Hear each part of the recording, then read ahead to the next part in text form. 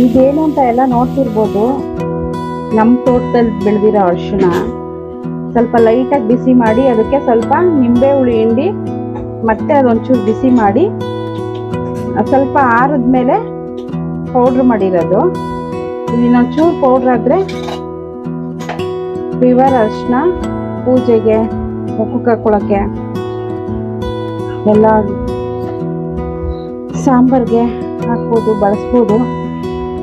ನಾನು ಫಸ್ಟು ದೇವ್ರ ಪೂಜೆಗೆ ಅಂತ ಸ್ವಲ್ಪ ಎತ್ತಿಡ್ತೀನಿ. ಇದನ್ನೇ ಇನ್ನೊಂಚೂರು ಲೆಮನ್ ಹಾಕಿದ್ರೆ ಒಂಚೂರು ನೆರಳಲ್ಲೇ ಒಣಗಿಸಿದ್ರೆ ಅದು ಕುಂಕುಮ.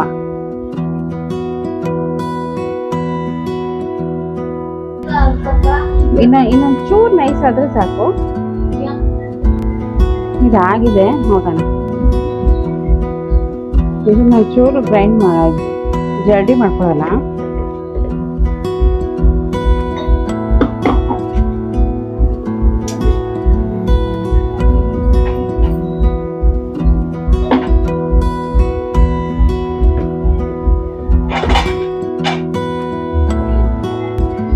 ಲಾಸ್ಟ್ ಜರಡಿ ಮಾಡಿದ್ಮೇಲೆ ಮತ್ತೆ ಈ ತರ ಸ್ವಲ್ಪ ತಿಕ್ಕಾಗಿರೋದೆಲ್ಲ ಸಿಗುತ್ತೆ.